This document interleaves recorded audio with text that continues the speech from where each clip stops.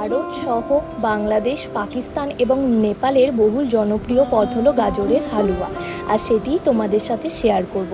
প্রথমেই ধুয়ে রাখা গাজরগুলিকে ভালোভাবে গ্রেটারের সাহায্যে গ্রেট করে নেব।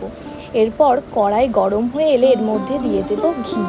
তারপর কড়াইয়ে গ্রেট করে রাখা গাজর দেব এবং লো ফ্লেমে প্রায় 7-8 মিনিট ভালোভাবে ভেজে নেব। ভাজা হয়ে গেলে এরপর পরিমাণ মতো চিনি দিয়ে ভালোভাবে মিশিয়ে নেব এবং প্রায় 3 মিনিটের মতো ঢাকা দিয়ে দেব।